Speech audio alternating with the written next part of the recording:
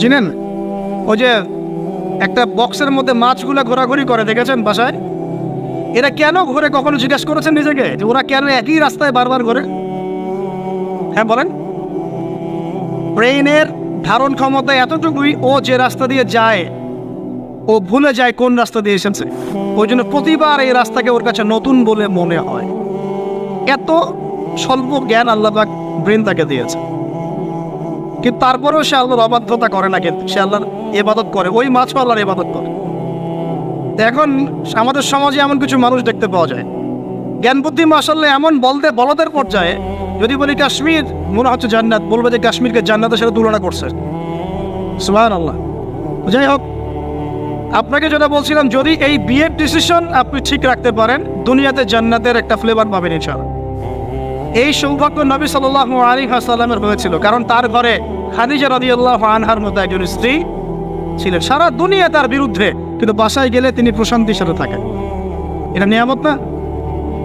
আর নূহ আলাইহিস সালাম, সারা দুনিয়ার সাথে লড়তে হয়, বাসায় এসে আবার ওয়াইফের সাথে লড়তে হয়। নূহ আলাইহিস সালামের ওয়াইফ কিন্তু ইমানদার ছিলেন, বুঝছেন দাদা? তো এই যে দুনিয়াতে পরীক্ষা। এখন দেখুন, আপনাদেরকে বলতে যাচ্ছি যে রমাদান আমাদেরকে তাকওয়া শিখিয়েছে, মানে আল্লাহ পাকের সমস্ত নিষেধ বর্জন করা। একটা হাদিস বলি, আপনি বুঝতে পারবেন। আল মুমিন, মুমিন মুসলিম, আল মুমিন আল মুসলিম মান সালিমাল মুসলিমুনা মিন লিসানিহি ওয়া ইয়াদিহি, যার হাত এবং জবান থেকে অন্য মুসলিম নিরাপদ থাকে। আর আল মুহাজির, মুহাজিরকে মান হাজারা মা নাহাল্লাহু আন, আল্লাহ পাক যা নিষেধ করেছেন এখান থেকে সে দূরে থাকে, আল্লাহ নিষেধ থেকে দূরে থাকে। আল্লাহর নিষেধ থেকে দূরে থাকলে পরে তাকওয়ার ফ্লেভার পাওয়া যায়। স্ত্রী ছিল হালাল, আমি ছেড়ে দিয়েছিলাম। পানি পান করা কি হালাল না হারাম? হালাল, কিন্তু রোজা রেখে ছেড়ে দিয়েছে। খাবার খাওয়া কি হালাল না হারাম? হালাল, রোজা রেখে ছেড়ে দিয়েছে। আল্লাহ পাকের হালালগুলো বর্জন করেছে, হারাম কি করতে পারবো? এই জিনিসটার নাম তাকওয়া। রমজান এই শিক্ষা দিয়ে যায় নাই ভাই? বলেন, রমজান এই তাকওয়ার শিক্ষা দিয়ে যায় নাই? অতএব এই শিক্ষাটাকে সারা বছর ধরে রাখবো ইনশাআল্লাহ। পারা যাবে তো ইনশাআল্লাহ? আল্লাহ আমাকে তৌফিক দেখ, আপনাদের সবাইকে তৌফিক দেখ, যেন সারা বছর যে কাজই করব আল্লাহ সন্তুষ্টির জন্য করব, যে কাজই করব নবীর তরিকায় করব, যেই কাজ আল্লাহর নবী এবং আল্লাহ পছন্দ করেন সেই কাজ বেশি বেশি করব, যেই কাজ আল্লাহ নবী পছন্দ করেন না সেই কাজ করব না। সহজ কথা ইনশাআল্লাহ। আল্লাহ আমাকে তৌফিক দেখ, আপনাদের সবাইকে তৌফিক দান। আর এই কাজটা শুধু নামাজে, রোজায়, হজ জাকাতেই না, বরং আপনার ব্যবসা, আপনার সংস্কৃতি, আপনার পরিবার, আপনার রাজনীতি সবখানেই করতে হবে। এই জায়গায় সমস্যা, এই জায়গায় মানুষ মানতে চায় না। এই জায়গায় বাংলাদেশের মুসলমান এখন দুই ভাগে বিভক্ত হয়ে গেছে। একগুলো হয়েছে মুনাফেক মার্কা, একগুলা মুমিন মার্কা।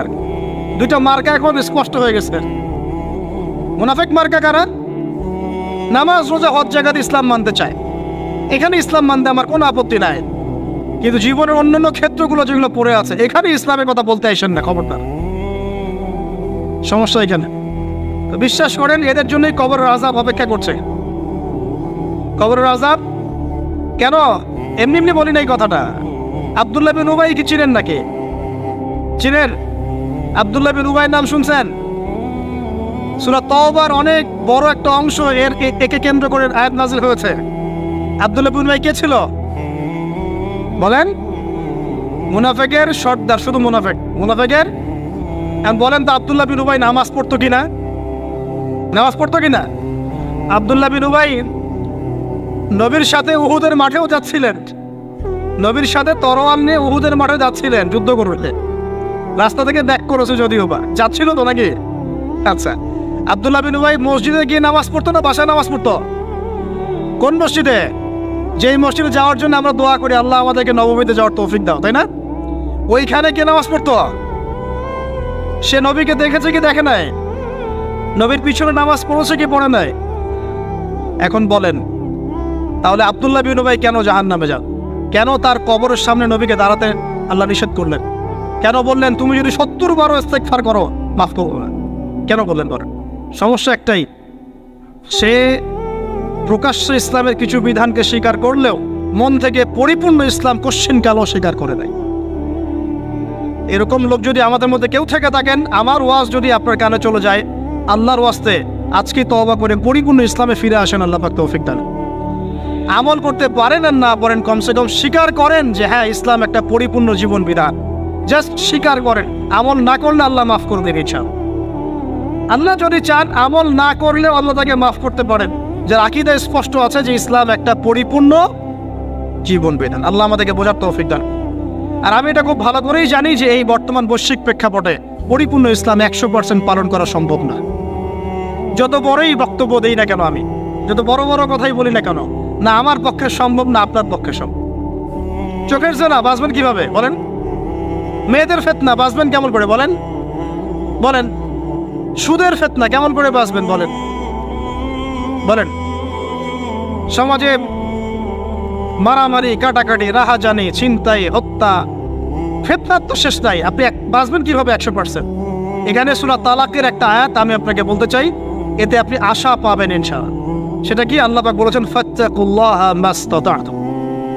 হে মুসলিম মুমিনরা, তোমরা সাধ্যমতো আল্লাহকে ভয় করে চলো। পারা যাবে না ইনশাআল্লাহ? এরপরে বাকিটা আল্লাহকে বলবো, আল্লাহ আমি চেষ্টা করেছি, আমার ভাইরা চেষ্টা করেছে, আল্লাহ আমরা দিনের আমল করেছি, জ্ঞান অর্জন করেছি, দাওয়াতি কাজ করার চেষ্টা করেছি, আল্লাহ এতটুকু পেরেছি, বাকিটা তুমি মাফ করে দাও। আল্লাহ মাফ করবেন ইনশাআল্লাহ। 99টা খুন করার পর যদি আল্লাহ মাফ করতে পারেন, একজন ব্যভিচারিণী মহিলাকে যদি আল্লাহ পাক এক কুকুরকে পানি পান করানোর জন্য মাফ করতে পারে, আমাকে আপনাকে মাফ করতে পারেন না? অবশ্যই পারেন। তবে চেষ্টাটা আল্লাহ পাক দেখবেন। আল্লাহ পাক আমাদেরকে চেষ্টা করার তৌফিক দান করুন। প্রিয় ভাই, 1 নাম্বার রমাদান দিয়ে গেছে কি আমাদেরকে? তাকওয়া। কি দিয়ে গেছে ভাই?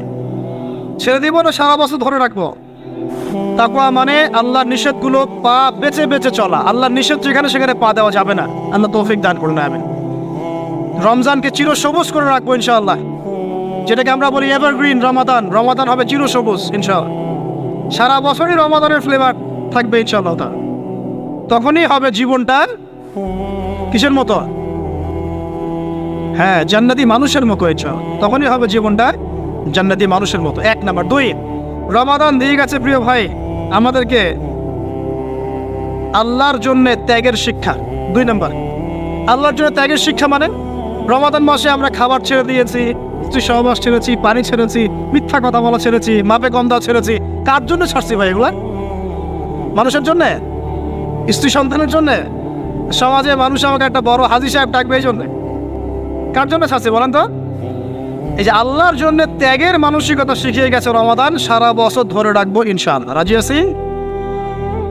1 নাম্বার, শাওয়ালে 6 রোজা রাখবো ইনশাআল্লাহ, সারা বছর রোজা রাখার সওয়াব পাবো। 2 নাম্বার, রমাদানের শিক্ষা ছিল তাকওয়া, সারা বছর তাকওয়া ধরে রাখবো ইনশাআল্লাহ। 3 নাম্বার, রমাদান শিখিয়েছে আল্লাহর জন্য ত্যাগের মহিমা। আল্লাহর জন্য আমরা ত্যাগ করা শিখবো, ছেড়ে দেওয়া শিখবো ইনশাআল্লাহ। আর আমি আমার ক্ষুদ্র জীবনে অভিজ্ঞতা থেকে দেখেছি, ছেড়ে দেওয়ার মধ্যে সুখ আছে। আর মনে করেন কেউ আপনি গালি দিয়েছে, তো আপনি অনেস্ট, আপনি সৎ এবং আপনি কোনো অন্যায় করেননি, আপনি মাজলুম, তারপরে আল্লাহর সন্তুষ্টির জন্য ছেড়ে দিলে, আচ্ছা ছাক কিছু দিয়েছে বা ওকে কিছু বললাম না, ছেড়ে দেন। এই ছেড়ে দেওয়ার মধ্যে যে এত সুখ, এটা আপনি বুঝতে পারতেন না। এই সুখটা উপলব্ধি করেছেন স্বয়ং রাসূল সাল্লাল্লাহু আলাইহি ওয়াসাল্লাম। মক্কা বিজয়ের দিন ওই যে বহু মানুষ এসে কি বলেছিল? কি বলেছিল? ভয়ে কাঁপছে যে রাসূল সাল্লাল্লাহু আলাইহি ওয়াসাল্লাম তাদেরকে আবার মৃত্যুদণ্ড দেন কিনা। আচ্ছা না? আল্লাহ নবী বললেন যে লা তাসরিবা আলাইকুমুল ইয়াউমা, তোমাদের উপর আজকে আমার কোনো অভিযোগ নাই। ওয়া আনতুমুত তুলাকা, তোমরা মুক্ত, যাও, ছেড়ে দিল। এটা শান্তি। ইউসুফ আলাইহিস সালামের ভাইরা কুয়াতে ফেলে দিয়েছিল না? সেখান থেকে মিশরের বাজারে, সেখান থেকে রাজপ্রাসাদে, সেখান থেকে জেলখানায়, জেলখানা থেকে রাষ্ট্র ক্ষমতায়। কি লাইফ ট্র্যাজেডি, লাইফের ট্র্যাজেডি দেখেছেন? এখন ইউসুফ আলাইহিস সালাম যখন শেষে ভাইদেরকে চিনলেন, তিনি কি ভাইদের প্রতি প্রতিশোধ নিয়েছেন? বলেছেন যাও, মাফ করে দিলাম, ছেড়ে। এটাই শান্তি। আল্লাহর জন্য ত্যাগের মহিমার মধ্যে শান্তি আছে। আল্লাহ পাক আমাদেরকে ত্যাগ করার তৌফিক দান। তাই বলে সব জায়গায় আবার ত্যাগ করা যাবে না, এটাও মাথায় রাখতে হবে। বুঝতে পারছেন না কথা? বলি, মনে করেন যে আপনার পরিবারে আপনার বোনকে কেউ টিস করেছে, না বুঝতে পারি, ছেড়ে দিব? যা বাবা তুই টিস করেছিস, যা দিলাম, ছেড়ে। দেখো, মনে করেন যে কারো সমাজের মধ্যে কাউকে ধর্ষণ করা হচ্ছে, না বুঝতে পারি না, আর আমরা বলবো যে যাক মানবতা দেখালাম, ছেড়ে দিলাম। ইসলাম তো মানবতা ধর্ম, যাও ছেড়ে দিলাম, বললাম হবে? সব জায়গায় ইসলাম মানবতা শেখায় নাই, কারণ কোনো জায়গায় মানবতা না শেখানোটাই ফরজ। একজন চোরের উপর আপনি কি মানবতা দেখাবেন? একজন ধর্ষকের উপর আপনি কি মানবতা দেখাবেন? যে আরো ধর্ষণ কর বাবা, যা, উৎসাহ দিবেন? একজন খুনি, আপনি কি তাকে মানবতা দেখাবেন না ফাঁসি দিবেন? তো এই যে কিছু মানুষ এখন বলে ইসলাম মানে শান্তি, আর শান্তি মানে শান্তির সুবাতাস, বুঝছেন? ওরা ওই যে ইসলাম থেকে বদর, উহুদ, খন্দক, খায়বার সব কাট করে ফেলছেন। এগুলো ইসলামে নাই। ইসলামে শুধু আছে সালাম সালাম, আফসুস সালাম, খালি সালাম দিবা আর তোমরা কি করবো, খাবার খাওয়াবা, ব্যাস। আর ইসলামের যে আরো বড় বড় বিধানগুলো আছে এগুলো পাশ কাটিয়ে এড়িয়ে যাবে। ইসলাম তো শান্তির ধর্ম। আর বাবা শান্তি মানে কি? শান্তি মানে আল্লাহর বিধানগুলো মেনে নিয়ে আল্লাহর সামনে আত্মসমর্পণের মধ্য দিয়ে শান্তি অর্জন কর। এই হলো ইসলামের ডেফিনেশন। আল্লাহ পাক আমাদেরকে পূর্ণাঙ্গতা বোঝার তৌফিক দান করুন, আমিন। হ্যাঁ, যেটা বলছিলাম প্রিয় ভাইরা, অন্যের কষ্ট উপলব্ধি করে আমরা সারা বছর অন্যের স্বার্থকে অগ্রাধিকার দিব ইনশাআল্লাহ। যদি আমাদেরকে কেউ কষ্টও দেয়, আল্লাহর ওয়াস্তে মাফ করে দিবেন। তবে যেখানে মাফের কোনো সুযোগ নেই সেখানে মাফ করতে চায়। আল্লাহ পাক বোঝার তৌফিক দেয়। 4, রমাদান দিয়ে গেছে গরিবের কষ্ট উপলব্ধি করার মানসিকতা। যখন না খেয়েছিলাম তখন গরিবের কষ্ট বুঝি নাই। না খেয়ে থাকলে কেমন লাগে, পানি না পান করতে পারলে কেমন লাগে। হ্যাঁ, এটা আল্লাহ পাক কেন দিয়েছেন? যাতে করে আমরা সমাজের এই দুস্থ মানুষগুলোর কষ্ট বুঝতে পারি। আল্লাহ পাক সারা বছর আমাদেরকে গরিবের সেবা করার তৌফিক দান করুন। আর এখন গরিবের রক্ত খুব চুষে খাওয়া হয়, তাই না ভাই? গরিবের রক্ত চোষা একটা সমাজ চলতেছে, আর রক্ত চোষা একটা অর্থনীতি চলতেছে। এই অর্থনীতির জনক বাংলার মাটিতে না, এই অর্থনীতির জনক পশ্চিমের। এটা সারা বিশ্বে ফর্ম করা হয়েছে। এর মধ্য দিয়ে গরিবের রক্তকারী চুষতে থাকবে, চুষতে থাকবে। কারা চুষবে? পুঁজিবাদীরা। কারা চুষবে? এটা আবার কি? কোনো ওয়াজে তো শুনি নাই পুঁজিবাদ আবার কি জিনিস। এটাকে ক্যাপিটালিজম বলে। পুঁজিবাদ মানে সমাজের একটা অংশের মানুষের কাছে ধন সম্পদ কক্ষীভূত হবে, বাকিরা আস্তে আস্তে গরিব হতে থাকবে দিন দিন। এটা হচ্ছে কিনা? সমাজে এই স্তরবিন্যাসটা বাড়ছে কিনা? এই তো ঢাকা শহরে গিয়ে দেখেন না, বড় বড় কিছু জায়গা, গুলশান, বনানী, বাড়িধারা, এই বসুন্ধরা, দেখবেন খালি টলেস্ট বিল্ডিং, প্রতিযোগিতা প্রতিযোগিতা। আর একটা বড় অংশ দেখবেন খালি বস্তি আর বস্তি আর বস্তি। এই যে দেখছেন তারতম্য, দেখছেন? এটা সারা বিশ্বে হচ্ছে সুদের কারণে। কিসের কারণে ভাই? 1 নম্বর সুদের কারণে, 2 নম্বর দুর্নীতির কারণে, 3 নম্বর হচ্ছে এই যে বোগাস একটা মনিটরি সিস্টেম চলছে এর কারণে। এটা বোঝেন খুব ভালোই যে কি দিতে হবে, খাদ্যদ্রব্য দিতে হবে, দিরহাম দেওয়া যাবে না, ফেতরা, তাই না ভাই? এটা তো খুব ভালোই বোঝেন। তো নবী সাল্লাল্লাহু আলাইহি ওয়াসাল্লাম যে গোল্ড দিনার আর সিলভার দিরহাম ইউজ করতেন, আপনি এখন কাগজের টাকা ইউজ করেন কেন? বলেন এখন, কথা বলেন। এটা তো খুব ভালোই বুঝলেন যে খাদ্যদ্রব্য দিয়ে ফেতরা দিব। খাদ্য দিয়েছেন নবী, খাদ্যই দিব। চাল দিয়েছেন চাল, খেজুর খেজুর, কিসমিস কিসমিস। তাহলে নবী তো দিনার আর দিরহাম ইউজ করেছেন, তা আপনি এখন কাগজের টাকা ইউজ করেন কেন? আমি যে 5-10 বছর আগে বলছিলাম যে এই সিস্টেমটার মতো সমস্যা আছে, তখন তো খারেজি মানলেন ফতোয়া। তখন তো খারেজি মানলেন ফতোয়া। এখন এতটুকু বুদ্ধি মাথায় আসে না? দিনার দিরহাম এটাই ইসলামিক কারেন্সি, এটাই ইসলামিক কারেন্সি। আমরা যেগুলো চালাচ্ছি এগুলো ইসলামিক কারেন্সি নয়, কিন্তু পুরো বৈশ্বিক প্রেক্ষাপটে আমরা মানতে বাধ্য হচ্ছি। ইসলামিক খেলাফতই ইসলামিক পলিটিক্যাল ভিউ, কিন্তু সারা বিশ্বে খেলাফত নাই, আমরা মানতে বাধ্য হচ্ছি। ডেমোক্রেসি, সেকুলারিজম মানতে বাধ্য হচ্ছি। এটা বাধ্য হয়ে আমরা করছি, কিন্তু তাই বলে তো ইসলামিক জিনিস আর অন ইসলামিক জিনিস একাকার হয়ে যায় নাই, হয়ে গেছে। পর্দা, শরিয়া পর্দা পুরো উপর থেকে প্রতিষ্ঠা নাই, অনেকেই বেপর্দায় চলছে। আমরা তো বেপর্দা সমাজে চলতে বাধ্য হচ্ছে, হচ্ছে না? হচ্ছে কি না? এটা বাধ্য হয়ে আমরা করছি, কিন্তু কেউ কি মেনে নিয়েছে এটা? এই ইন্টেলেকচুয়াল ল্যাকিংসের কারণেই তো আজকে এই অবস্থা। প্রিয় ভাইয়েরা, বোঝার চেষ্টা করেন গভীর থেকে। রমাদান মাস গরিবের কষ্ট উপলব্ধির মাস ছিল। আল্লাহ পাক আমাদের সবাইকে গরিবের কষ্ট বোঝার তৌফিক দান করুন। আর আল্লাহর ওয়াস্তে চেষ্টা করবেন গরিব মানুষকে খাওয়ানোর, এতিমের দায়িত্ব নেয়ার। প্রত্যেকটা এলাকায় এলাকায় এতিমখানা গড়ে তোলেন, এতিমদেরকে ফ্রি পড়াশোনার ব্যবস্থা করেন, তাদেরকে কোরআন শেখান, তাদের পিছনে টাকা ইনভেস্ট করেন, তাদের মাথায় হাত বোলান। আল্লাহ রহম করবে ইনশাআল্লাহ, আল্লাহ তৌফিক দান করে দেবেন। এরপরে রমজান শিখিয়ে গেছে আমাদেরকে 5 নাম্বার। বেশি লম্বা করবো না, আমি আপনাদেরকে বিরক্ত করতে যাচ্ছি না, আমি 10টা পয়েন্ট বলছি। 5 নাম্বারটা দেখুন, এটা মনোযোগ দেন, এটা খুব ইম্পর্টেন্ট। রমজান দিয়ে গেছে কোরআন। রমজান কি দিয়ে গেছে ভাই? এটাই তো সবচেয়ে বড় কথা নাকি? রমজানের সবচেয়ে বড় কথা কি? এই মাসে কি হয়েছে? কোরআন নাজিল হয়েছে। তো রমজান মাস চলে গেছে, আমরা কি কোরআনটাকে এখন বন্ধ করে রেখে দিব ভাই? রমাদান মাসে কারা কারা কোরআন খতম করেছেন হাত তোলেন দেখি। সুবহানাল্লাহ, মাত্রই কয়জন? রমাদান মাসে কোরআন খতম করেছেন কারা কারা? অন্তত একবার। আল্লাহু আকবার। আল্লাহ আমাদেরকে মাফ করুন না, আমিন। আল্লাহ আমাদেরকে মাফ করুন না। আমি খুবই হতাশ হলাম। রমাদান মাসে কোরআন অন্তত একটা বার তো খতম করা উচিত ছিল নাকি ভাই? আচ্ছা, রমজানের সম রাখেন কেন জানেন? রমজান মাসে কোরআন নাজিল হয়েছে, এটা রমজানের সম্মান।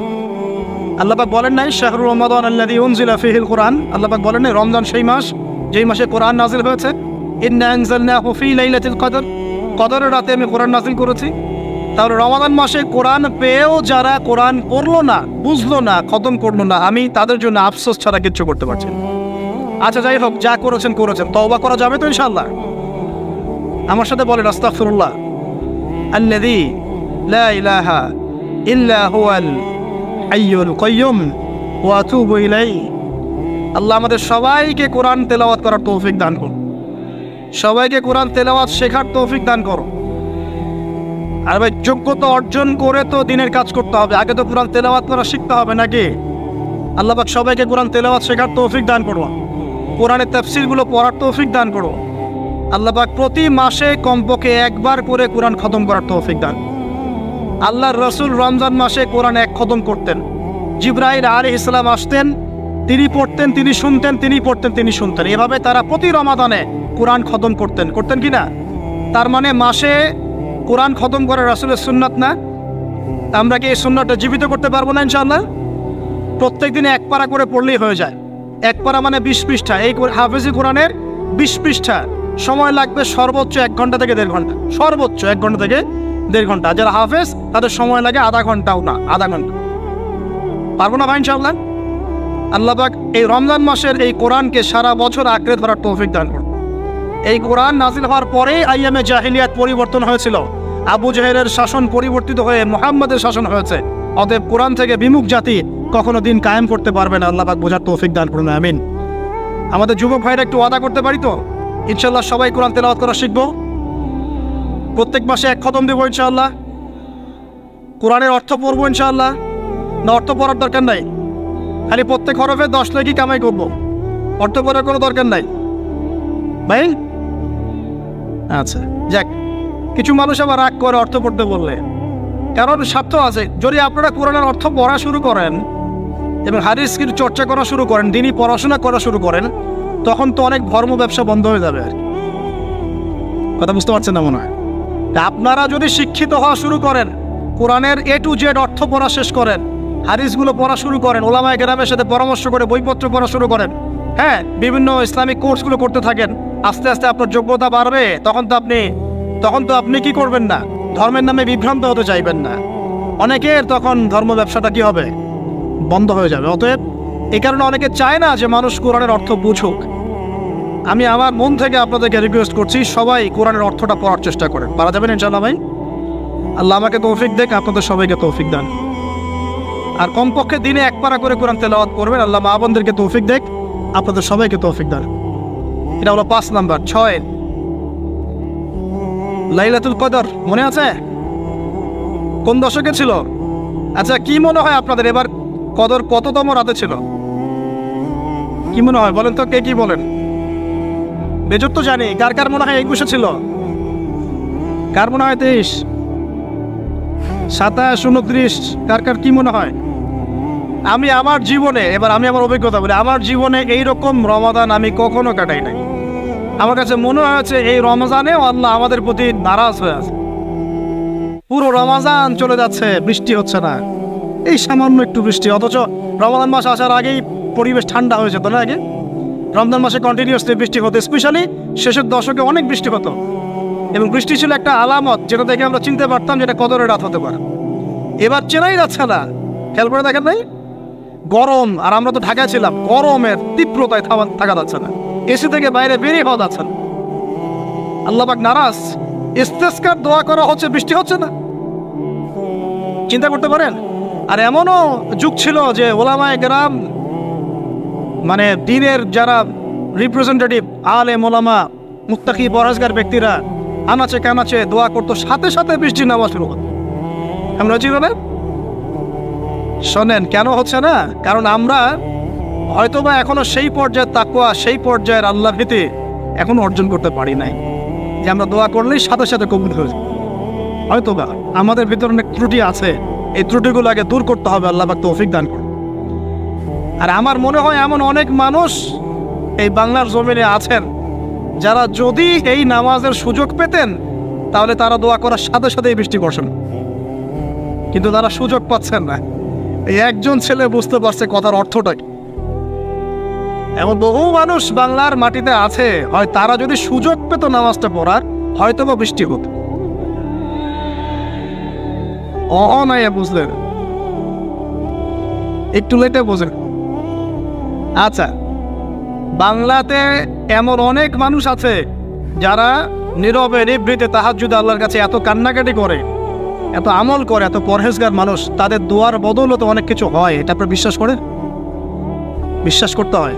আল্লাহ পাকের এই বান্দারা দুনিয়াতে আছে বলেই বহু কিছু হয়। আল্লাহর অনেক আযাব গজব আল্লাহ পাক উঠিয়ে নেন। আর এখন যে অবস্থা হয়েছে, আমরা সবাই বেশিরভাগই, আমরা সবাই বলবো না, বেশিরভাগই আমরা সুবিধাবাদী মুসলিম হওয়ার চেষ্টা করছি। ইসলামের যে অংশগুলো পালন করলে খুব মজা লাগে এইগুলো আমরা পালন করতে চাই, যেগুলো পালন করলে সমস্যা হতে পারে আমরা গায়ে দাগ লাগতে দিতে চাই না। মানে আমি চলবো ঠিক, গায়ে যেন একটা আচরণ না লাগে, কেউ ভালো মন্দ না বলে, গালিগালাজ না করে, সুন্দরের মতো চলবো আর কি। অথচ এই সুন্নত নবী সাল্লাল্লাহু আলাইহি ওয়াসাল্লামের তাকদীরও জোটে নাই। বুঝেছে? বুঝতে হবে। আল্লাহ পাক আমাদের সবাইকে পরিপূর্ণ কোরআন সুন্নাহ ফলো করার তৌফিক দান করুন, আমিন। এই লাইলাতুল কদর নিয়ে কথা বলছিলাম, এটা পাওয়ার জন্য ইতিকাফ করেছিলাম কিনা? অনেকে করেছেন। রাত জেগেছেন কিনা?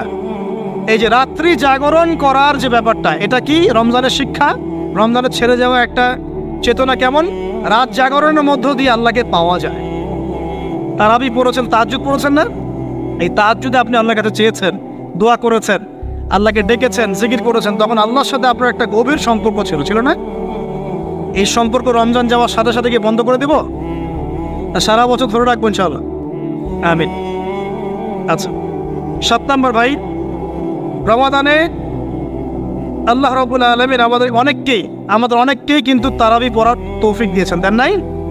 এখন তারাবি এবং নামাজের বিষয়টা কেমন ছিল? আমরা একটা ঐক্যবদ্ধভাবে কাজ করেছি না? একসাথে সবাই মিলে তারাবি পড়েছি, একসাথে আমরা সালাত পড়েছি।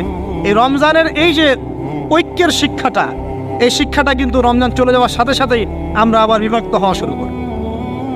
আমরা এই তারাবি, সালাত, জামাতের সালাত, সাদাকাতুল ফিতর, ঈদের জামাত, এগুলোর মধ্যে একটা শিক্ষা নিব, সেটা হলো ঐক্যের চেতনা। কিসের চেতনা ভাই? আমরা সমাজের মধ্যে একটা ঐক্য নিয়ে আসার চেষ্টা করবো। আল্লাহ পাক তৌফিক এনায়েত করুন, বলি আমিন। 8 নম্বর, রমজান মাসে আমরা যাকাত দিয়েছি অনেকে, সাদাকাও করেছেন অনেকে। দান সাদাকা বেশি বেশি করেছেন, যাকাত দিয়েছেন, সাদাকাতুল ফিতর দিয়েছেন, মাশাআল্লাহ। এই কাজগুলো কেন করেছেন? যাতে সাদাকার মধ্য দিয়ে আমাদের গুনাহগুলো মাফ হয়ে যায়। আল্লাহ পাক আমাদেরকে এই সাদাকার ওসিলায় কালকে আমাদের মাফ করেন, আরশের ছায়া দেন এবং জান্নাত দান করেন। এই দান সাদাকার সিলসিলাটা, বেশি বেশি দান সাদাকার সিলসিলাটা সারা বছর চালু রাখতে হবে, আল্লাহ পাক তৌফিক এনায়েত করেন।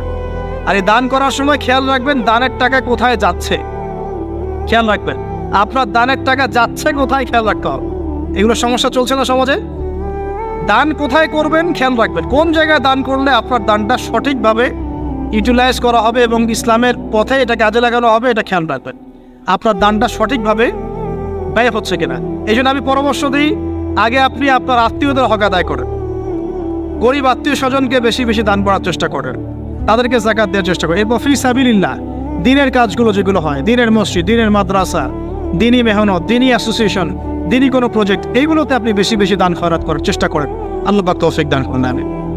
8 নম্বর, 9, তারাবি, তাহাজ্জুদ, নামাজ, এগুলো আমাদেরকে ঐক্যের চেতনা শিখিয়েছে।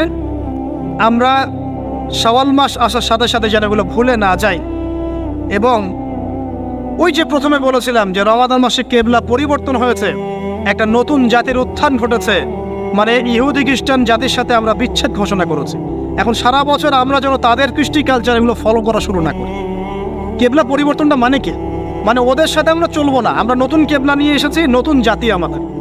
এখন আমরা কি আমাদের জীবনের বিভিন্ন ক্ষেত্রে আমরা কি ওদের আদর্শ, ওদের নীতি, ওদের রীতি এগুলো ফলো করতে পারি? পারি না। যদি কেউ করি তাহলে কেবলা পরিবর্তন অর্থ আমরা বুঝতে পারি নাই। এটা আমাদের খুব ভালো করে আয়ত্ত করতে হবে। আর সর্বশেষ যে কথাটা বলতে চাই সেটা হলো, রমাদান মাসে ওই যে বদরের যুদ্ধ হয়েছিল, মনে আছে? ওই যে প্রথমে বলেছিলাম, তো বদরের যুদ্ধটা ছিল জালেমের বিরুদ্ধে মাজলুমের অবস্থা। আবু জেহেলরা জালেম ছিল না, নবী সাল্লাল্লাহু আলাইহি ওয়াসাল্লাম তারা মাজলুম ছিলেন না। এই যে মাজলুমের লড়াই জালেমের বিরুদ্ধে, এটা সারা বছর কন্টিনিউ থাকতে হবে। এটা কেমন? আমাদের সবার নফসই এখন জালেম, জালেম কি না? নফস তো চায় উড়ে বেড়াতে, আল্লাহর বিধান মানতে চায় না, নামাজ পড়তে চায় না, দান সদকা করতে চায় না, যাকাত দিতে চায় না, সব দুনিয়াবি বিষয়ে ব্যস্ত থাকতে চায়। নফসকে আগে কন্ট্রোল করেন, নফসের জুলুমগুলো আগে দমন করেন। পরিবারে বহু জালেম আছে না? পরিবারের মধ্যে জুলুম বন্ধ করেন। তারপরে আস্তে আস্তে অর্থনীতি ব্যবসায় আসেন, এখানে জুলুম আছে না? এই জুলুম বন্ধ করার চেষ্টা করেন। তারপরে সমাজের মধ্যে অনেক জুলুম হয় না? এই জুলুমগুলো বন্ধ করার চেষ্টা করেন। বদরের চেতনা মানে হচ্ছে সর্বস্তরের জুলুমের বিরুদ্ধে মাজলুমের একটা অবস্থান। এই চেতনা রমজান শিখিয়েছে। তো প্রিয় ভাইরা, এই রমাদান চলে গেছে ঠিকই, আমাদের কাছে দিয়ে গেছে প্রথমত শাওয়ালের 6 রোজা, রাখবো তো ইনশাআল্লাহ। দিয়ে গেছে আমাদেরকে তাকওয়া অবলম্বনের মাধ্যমে আল্লাহ ভীতি অর্জন করবো তো ইনশাআল্লাহ। রমাদান দিয়ে গেছে আমাদের সবাইকে যে আমরা গরিবের কষ্ট উপলব্ধি করার চেষ্টা করব। আল্লাহ পাক তৌফিক এনায়েত করুন, আমিন। 4 নম্বর রমজান দিয়ে গেছে আল্লাহর জন্য ত্যাগের একটা মহিমা। আমরা আল্লাহ পাকের জন্য জীবনের সর্বস্তরে ত্যাগ স্বীকার করার মানসিকতা লালন করবো ইনশাআল্লাহ। তো এই যে ঘুমটা আপনি ঘুমাচ্ছেন, ইনশাআল্লাহ আপনার ঘুমটা কি হচ্ছে? ইবাদত হচ্ছে না? আলহামদুলিল্লাহ। আলেম যারা, তাদের ঘুমও ইবাদত। যারা এই যে মুসলিম, মুমিন, মুত্তাকি, আলেম, তাদের ঘুমগুলো কি ইবাদত। এখন ঘুমান শেষ, ঘুমের মধ্যে যদি দুঃস্বপ্ন দেখেন তাহলে আপনি বাম দিকে 3 বার থুতু ফেলবেন, ফেলে আউযু বিল্লাহি মিনাশ শাইতানির রাজিম পড়বেন, পরে পাশ পরিবর্তন করে আবার ঘুমাবেন। এটা হয় না ঘুমের মধ্যে অনেক সময়? অনেকের বোবা ধরে, শ্বাস নিতে পারে না। এগুলো এই জন্যই হয় কারণ তারা ঘুমানোর আগের জিকির আজকারগুলো করেন। নিয়মিত করলে এগুলো সমস্যা ইনশাল্লাহ হবে না। আপনি নিজের ভালো নিজেই বোঝেন, হুজুরের কাছে দৌড়ানোর দরকার নেই এত বেশি। নিজের বাচ্চাকে এত দৌড়ানো, এই কবিরাজ ওই কবিরাজ, ওইখানে তাবিজ, এত তো দরকার নাই। তো নিজের আমল নিজে করেন, দেখবেন আপনি আল্লাহ পাকের পক্ষ থেকে নিরাপত্তার মধ্যে আসবেন ইনশাআল্লাহ। আল্লাহ তৌফিক দান করুন, আমিন। এরপরে ঘুম থেকে উঠলেন, চেষ্টা করবো আমরা ঘুম থেকে ওঠার কয়টার সময়? 5টায় যদি ফজরের নামাজ হয় বা 4:30টায় যদি ফজরের নামাজ হয়, মিনিমাম 4টায় উঠতে হবে। কয়টায়? 4টায়। এই জন্য যদি অ্যালার্ম দেন করিতে, অ্যালার্ম দিবেন প্রত্যেক 1.5 ঘন্টা পর পর। মনে করেন যে আপনি 1.5 ঘন্টা ঘুমাতে যাচ্ছেন, তাহলে 1.5 ঘন্টা পরে অ্যালার্ম সেট করবেন, অথবা 3 ঘন্টা পর, অথবা 4.5 ঘন্টা, অথবা 6 ঘন্টা। মানে 1.5 ঘন্টার গণিতক দিয়ে আপনি অ্যালার্ম সেট করবেন, দেখবেন উঠতে পারবেন খুবই ইজিলি। এতে 1.5 ঘন্টায় আপনার ঘুমের সার্কেলটা পূর্ণ হয়। একটা ঘুমের সার্কেল পূর্ণ হতে আমাদের মাথায় তো রেস্টের দরকার আছে, এটা পূর্ণ হতে 1.5 ঘন্টার মতো সময় লেগে যায়। তো এটা একটা ট্রিক বললাম আপনাদেরকে, আপনি করতে পারেন, উপকৃত হবেন ইনশাআল্লাহ। তো ফজরের নামাজের মিনিমাম আধা ঘন্টা আগে আমাদেরকে ওঠার অভ্যাস করতে হবে। এই যে ঘুমটা ভাঙলো, ভাঙার সাথে সাথে কি করবো? ভাঙার সাথে সাথে আল্লাহ শুকরিয়া, আলহামদুলিল্লাহিল্লাযী আহইয়ানা বা'দা মা আমাতানা ওয়া ইলাইহিন নুশুর। ব্যাস, এই যে ইবাদত হয়ে গেল। এবার আপনি আরেকটা দোয়া পড়বেন, শিখে নেন। আপনি পড়বেন লা ইলাহা ইল্লাল্লাহ ওয়াহদাহু লা শারীকা লাহু লাহুল মুলকু ওয়া লাহুল হামদ ওয়া হুয়া আলা কুল্লি শাইইন কাদির সুবহানাল্লাহ আলহামদুলিল্লাহ ওয়া লা ইলাহা ইল্লাল্লাহ আল্লাহু আকবার লা হাওলা ওয়া লা কুওয়াতা ইল্লা বিল্লাহ আল্লাহুম্মা ইগফিরলি। এটা পড়ার পরে হাত তুলে দোয়া করেন, যা দোয়া করবেন তাই পাবেন ইনশাআল্লাহ। এটা জানতেন? জানতেন না? তো এই দোয়াটা হচ্ছে দোয়া কবুলের অস্ত্র। ঘুম থেকে ওঠার পর যদি এই দোয়াটা করে দোয়া করেন, ইনশাআল্লাহ দোয়া কবুল হয়ে যাবে ইনশাআল্লাহ। আমাদের জীবনে চাওয়া পাওয়ার কি অভাব আছে? প্রচুর চাওয়া পাওয়া। বৈধ চাওয়া পাওয়াগুলোকে পাওয়ার জন্য আল্লাহর সাথে সম্পর্ক করতে হয়, আর আল্লাহ পাকের সাথে সম্পর্কে কিছু ওসিলা মাধ্যম লাগে। এই দোয়াগুলো হলো মাধ্যম, আমলগুলো হচ্ছে মাধ্যম। তো আল্লাহ পাক যেমনটা বলেছেন, ফাযকুরুনি আযকুরকুম ওয়াশকুরুলি ওয়া লা তাকফুরুন, তোমরা আমাকে স্মরণ করো, আমিও তোমাদেরকে স্মরণ। আল্লাহ পাক তো এভাবে বলেছেন, যখন একজন মানুষ মনে মনে আমাকে ডাকে, আমিও মনে মনে ওকে স্মরণ করি। মনে করেন আপনি মনে মনে আল্লাহকে বলছেন, আল্লাহ আমি অসুস্থ, আমাকে শেফা দাও, বা আমার রিজিকের টেনশন আছে, আমার রিজিকের টেনশন দূর করে দাও, আল্লাহ আমাকে হেফাজত করো, আল্লাহ আমাকে দিনের জ্ঞান দাও, তোমার আনুগত্য করার তৌফিক দাও। এই যে মনে মনে আপনি আল্লাহকে ডাকছেন, নিঃসন্দেহে ওই মুহূর্তে আল্লাহ পাক আপনাকে স্মরণ করছে। সাত আসমান ভেদ করে আরশের উপর থেকে আল্লাহ পাক আপনাকে স্মরণ করছেন। আল্লাহ পাক বলছে, যখন একজন মানুষ জনসমক্ষে আল্লাহকে স্মরণ করে, যেমন আমরা এখন করছি, জনসমক্ষে সবার সামনে আল্লাহর কথা আলোচনা করছি, আল্লাহ পাক বলছেন আমিও তখন এর চেয়ে অনেক উত্তম জনসমাবেশে ওই বান্দাদের কথা স্মরণ করি। এই মুহূর্তে আল্লাহ পাক আমাদের কথা স্মরণ করছেন। আমাদের কোনো ফিলিংস আছে? আল্লাহ আমাদের কথা স্মরণ করছেন। ওই যে যুবক ছেলে বসে বসে ফোন টিপছে, কোনো ফিলিংস আছে? মানে মনস্তাত্ত্বিকভাবে অন্তরে যখন নূর থাকে না, পাপ করতে করতে যখন অন্তরটা কলুষিত হয়ে যায়, কোনো ফিলিংস কাজ করে না। খুন করবে, কোনো ফিলিংস নাই। সুদ খাচ্ছে, কোনো ফিলিংস নাই। জেনা করছে ডেইলি, কোনো ফিলিংস নাই। দেখবেন ঘুষ নিচ্ছে, দুর্নীতি করছে, মানুষের সম্পদ আত্মসাৎ করছে, যারা বলবেন ফিলিংসও নাই যে আমি একটা পাপ করছি। কখন এরকম হয় জানেন? যখন এক কথায় যখন মানুষ পাপ করতে করতে করতে করতে, এই যে কলব বলে একটা কথা আছে, এই কলবের উপরে কালো কুৎসিত একটা মরিচা পড়ে যায়, তখন আর ফিলিংস কাজ করে না। তো ফিলিংস কাজ করানোর বুদ্ধি কি? দুইটা বুদ্ধি আছে। এক, বেশি বেশি কোরআন তেলাওয়াত করা, তাহলে অন্তরের মরিচা দূর হয়ে যাবে ইনশাআল্লাহ। আর দুই হচ্ছে বেশি বেশি মৃত্যুর কথা স্মরণ করা, তাহলে মনের মধ্যে যে কালিমাগুলো আছে আস্তে আস্তে দূর হবে ইনশাআল্লাহ। মৃত্যুর কথা কে স্মরণ করে? এখন মানুষ তো চলাফেরা করে এমন ভাবে যে কোনোদিন মরবেই না। কে স্মরণ করে? যে টেবিলের তল দিয়ে ঘুষ নিচ্ছে ও স্মরণ করে মৌতের কথা। যে মেয়েটা বোরখা পরে যে ডেটিং করে বেড়াচ্ছে, জেনা করে বেড়াচ্ছে, ও কি মৃত্যুর কথা স্মরণ করে? যে ছেলেটা এখনকার যুব সমাজের বেশিরভাগই মাদকের সাথে সম্পৃক্ত, গার্লফ্রেন্ড বয়ফ্রেন্ড অ্যাফেয়ার্সে আছে, হ্যাঁ, টিকটক প্রজন্ম, আড্ডাবাজি করে সময় কাটায়, গুন্ডামি করে, মাস্তানি করে, এর মৌতের কোনো ফিকির আছে? একজনকে বড় দায়িত্ব দেওয়া হয়েছে, সবার সম্পদ লুটপাট করে খাচ্ছে, এর মৌতের ফিকির আছে নাকি? এর মধ্যে ফেরাউনি চেতনা এসেছে, আনা রব্বুকুম বলে আলা, আমি মহান রব, আমি তোমাদের মহান রব। ওদের মধ্যে ওই চেতনা কাজ করছে যে সূরা মুমিনুনে যেটা বলা আছে যে আমরা এখানেই জন্ম নেই, এখানেই মারা যায়, আমরা পুনরুত্থিত হব না। ইন হিয়া ইল্লা হায়াতুনা দুনিয়া নামুতু ওয়া নাহইয়া ওয়া মা নাহনু বিমাবউসিন। আমরা এই দুনিয়াতেই বাঁচি, দুনিয়াতেই মরি, আমাদের কোনো পুনরুত্থানের কিছু নাই। এদের চেতনায় মরেন। কে ফিকির করে মত? অথচ আপনি দেখছেন যে প্রতিনিয়তই কোনো কারণ ছাড়াই মানুষ নাই, কোনো কারণ লাগে না। এখন তো কারণ ব্যাখ্যা করতে আমরা পছন্দ করি, এই কারণে ওইটা হয়েছে, ওই কারণে এটা হয়েছে। এটাকে বলে কার্যকারণ তত্ত্ব। দর্শনের ভাষায় কি বলে? কার্যকারণ তত্ত্ব। এটা আপনারা ফিলোসফি পড়লে বুঝবেন। আর প্রত্যেকটা কাজের পিছনে একটা কারণ থাকে, আমরা কারণটা সার্চ করি বেশি। এখন কারণ ছাড়াই মানুষ ডেড। এই যাচ্ছে, উপরে একটা সুন্দর করে বড় একটা পাথর ঝুলছে, সব পাস হয়ে যাচ্ছে ওখান থেকে।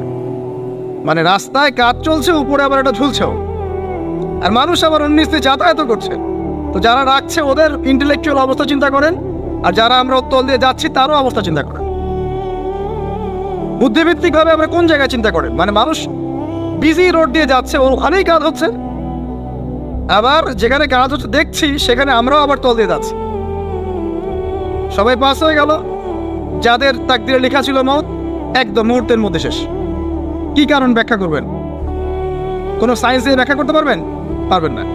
ওই ময়মনসিংহে ওই যে মহিলারা যাচ্ছে, ট্রাক মেরে দিয়ে চলে গেল, মহিলার পেট থেকে বাচ্চা ফেটে পেট ফেটে বাচ্চা বের হয়ে গেল, বাচ্চা জীবিত, মা ডেড।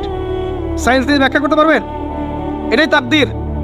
একেই বলে তাকদির, যেটাকে সায়েন্স দিয়ে ব্যাখ্যা করা যায় না, বিজ্ঞান দিয়ে ব্যাখ্যা করা যায় না। এরকম ঘটনা কত ঘটছে অহরহ। দুজন বসে আছে, হাজব্যান্ড ওয়াইফ, হাজব্যান্ডের যাওয়ার কথা, হাজব্যান্ড ওয়াইফের গাড়িতে বসছে, আর ওয়াইফ হাজব্যান্ডের গাড়ি ড্রাইভ করছে। আর এই হাজব্যান্ডের দুশ্মন যে ছিল, সে টার্গেট করেছিল যে ওই লোকটাকে গুলি করে মারবে রাস্তায়। যেহেতু ওয়াইফ হাজব্যান্ডের গাড়ি ড্রাইভ করছে, রাস্তায় ওয়াইফ ডেড, হাজব্যান্ড জীবিত। তাকদির। তো তাকদিরকে কি আপনি এই ভাগ্যটা কি আপনি সায়েন্স দিয়ে ব্যাখ্যা করতে পারবেন? সম্ভব? অহরহ এরকম মৌতের ঘটনা ঘটছে। তারপরেও দেখবেন যুবকদের এই বিলাসিতা, এই মানে আড্ডাবাজি, মেয়েদের পিছনে ঘোরা, এই যে মাদক সেবন করা, টিকটক করা, বুদ্ধি প্রতিবন্ধী প্রজন্মের মতো, এগুলো থামছে না। কোনো শিক্ষাই তারা নিতে যাচ্ছে না। বয়স হয়ে গেছে, অনেক বয়স, দেখবেন ওই যে চায়ের দোকানে বসে ক্যারাম খেলছে। বুড়া মানুষ, তার হায়াতের কতদিন বাকি আছে আল্লাহ ভালো জানেন। দেখবেন দিব্যি কোনো টেনশনই নাই, ক্যারাম বোর্ড খেলছে, ওখানে লুডো খেলছে। দেখেন আর যে আপনাদের গ্রামাঞ্চলে যে চায়ের স্টলগুলো আছে, দেখবেন ওই যে টিভি ছেড়ে রেখে দিবে, ঘন্টার পর ঘন্টা টিভি চলছে, মানুষ চা খাবে 1 কাপ আর টিভি দেখবে 5 ঘন্টা। ওর যে হায়াতের কোনো মূল্যই তার কাছে নাই, যে আল্লাহ পাক তাকে একটা সময় দিয়ে পাঠিয়েছেন, কোনো ফিলিংসই নাই। অথচ মানুষ প্রতিদিন, দিনে রাতে, প্রত্যেক দিন মানুষ অহরহ মারা যাচ্ছে। যাদের ভিতরে মৌতের চিন্তা আছে তারা কিন্তু পাপ কম করলেও ফিরে আসে আল্লাহর দিকে, কারণ তাদের প্রতি মৌতের ফিকির আছে। আর যাদের মৃত্যুর কোনো চিন্তা নাই, তারা এই রাজনীতি বলেন, অর্থনীতি বলেন, সমাজনীতি বলেন, আর এই পরিবার আর ধর্ম বলেন, সমস্ত ক্ষেত্রে পাপ করে বেড়াবে, কোনো ফিকির নেই। আল্লাহ পাক আমাদেরকে মৌতের ফিকির করার তৌফিক দান করুন এবং পরকালের জীবনটাকে আসল জেনে দুনিয়ার কাজগুলো করার তৌফিক আল্লাহ পাক দান। আসেন, তো এবার আপনি শুকরিয়া আদায় করছেন, আলহামদুলিল্লাহ ইল্লাযী আহইয়ানা বা'দা মা আমাতানা ওয়া ইলাইহিন নুশুর। আধা ঘন্টা আগে ঘুম থেকে উঠেছেন, এখন কি করবেন? বাথরুমে যাচ্ছেন। এই বাথরুম করাটাকে দুনিয়াবি কাজ না? এই কাজটা ইবাদত হবে যদি আমি ঢোকার সময় বাম পা দিয়ে ঢুকি আর বলি, কি বলি? আল্লাহুম্মা ইন্নী আউযু বিকা মিনাল খুবসি ওয়াল খাবাইস। এখন বাথরুম করতে আপনার 10 মিনিট লাগুক আর 15 মিনিট লাগুক আর 5 মিনিট লাগুক, এই পুরো সময়টা নেকি পাবে না। সুবহানাল্লাহ। আর কি চাই? বের হব, এখন বের হওয়ার সময় কি বলবো? উফরানাকা, নেকি পাচ্ছেন। একটা দোয়া আছে, আলহামদুলিল্লাহ ইল্লাযী আযহাবা আনিল আযান ওয়া আফানি উফরানাকা। এবার আপনি ওযু করবেন। ওযুটা ধীর স্থির ভাবে করবেন, তাড়াহুড়া করবেন না। ওযুর প্রত্যেকটা অঙ্গ প্রত্যঙ্গ 3 বার করে ধোয়ার চেষ্টা করবেন। শুধু মাথা মাসে হবে কয়বার? 1। ওযু করার পরে আপনি হাত তুলে আল্লাহর কাছে দোয়া করুন। ওই সময়টা কখন? রাত 4টা থেকে 4:30 বাজে, তাই না? তার মানে আল্লাহ রাব্বুল আলামিন এখন প্রথম আসমানে আছেন। কিভাবে আল্লাহ পাক আছেন সেটা আল্লাহর উপর ছেড়ে দেন, আমাদের এটা নিয়ে ব্যাখ্যা করার দরকার নাই, চিন্তাও করার দরকার নেই। আল্লাহ পাক বলেছেন আমি নেমে আসি, বাস নেমে আসি। এত বেশি বুদ্ধিজীবী হওয়ার দরকার নাই। খুব বেশি বুদ্ধিজীবী হয়ে গেলে আমার মানুষ খেয়ে হারিয়ে ফেলে, অত দরকার নাই। শুনেছি, মেরেছি, ব্যাস যথেষ্ট। আল্লাহ পাক নেমে আসেন, কি বলেন? আল্লাহ বলেন যে কেউ কি আছো আমার কাছে কিছু চাইবে, আমি দিব। কেউ কি আছো যে আমাকে ডাকবে, আমি তোমার ডাকে সাড়া দেব। কেউ কি আছো আমার কাছে কোনো কিছু দোয়া করবে, হ্যাঁ হাজত আছে, আমি পূরণ করে দেব। এভাবে আল্লাহ পাক ফজর পর্যন্ত বলতেই থাকেন। বলেন তো আমাদের কোনো ফিকির আছে? আমরা সবাই ঘুমাই কয়টা? 1টায় না 2টায় না 3টায় ম্যাক্সিমাম এখনকার। আমি যে বিষয়টা নিয়ে কথা বলছি এটা খুবই কঠিন। 9টা থেকে 10টার মধ্যে বা 11টার মধ্যে ঘুমাতে হবে, এটা খুবই কঠিন বিষয় এখনকার জেনারেশনের কাছে। এর জন্য প্রথম যে কাজটা সেটা হলো রাত্রেবেলা স্মার্টফোন আর চালানো যাবে। এসব নামাজ শেষ, ফোন একদম ডয়ারে লক করে রাখতে, কিচ্ছু করার নাই। এটা না করতে পারলে আপনি ঘুমাতে পারবেন না, ঘুমাতে পারবেনই না। এবং এরপর দিনে আসছি, তখন বলছি দিনে কিছু কাজ আছে। দিনের কাজগুলো যদি আমরা ঠিকঠাক মতো করি তাহলে রাতে তাড়াতাড়ি ঘুম আসবে ইনশাআল্লাহ। যদি না করি তাহলে ঘুম আসবে না। তো শেষ রাতে আল্লাহ পাক আসমানে নেমে আসেন, প্রথম আসমানে, এবং এই আহ্বান করতে থাকেন। তাই ওই সময় ওযু করার পরেই আপনি হাত তুলে আল্লাহর কাছে দোয়া করা শুরু করেন। আপনার যত চাওয়া পাওয়া আছে আল্লাহর কাছে ঢেলে দেন, ইনশাআল্লাহ আল্লাহ রাব্বুল আলামিন আপনাকে খালি হাতে ফেরাবেন না ইনশাআল্লাহ। আল্লাহ পাক তো এমন করে বলেছেন যে কেউ হাত তুলেছে আল্লাহর কাছে আর আল্লাহ পাক সেটাকে খালি ফিরিয়ে দিবেন, এটাতে আল্লাহ লজ্জা বোধ হয়। কথা বুঝতে পারছেন?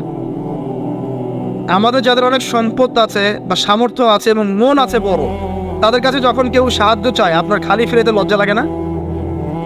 আপনার মনে হয় না যে চাইলো এত করে কিভাবে না করে ফিরাই? আছে না এমন মানুষ? আছে না? আসলে দান সৎকা করার জন্য সম্পদ লাগে না, দান সৎকা করার জন্য মন লাগে। কি লাগে? মন লাগে। দেখবেন অনেক কোটিয়াল আছে মানুষ, দান সৎকা করতে পারে না, জাকাতই তো দেয় না, দান সৎকা করবে কি?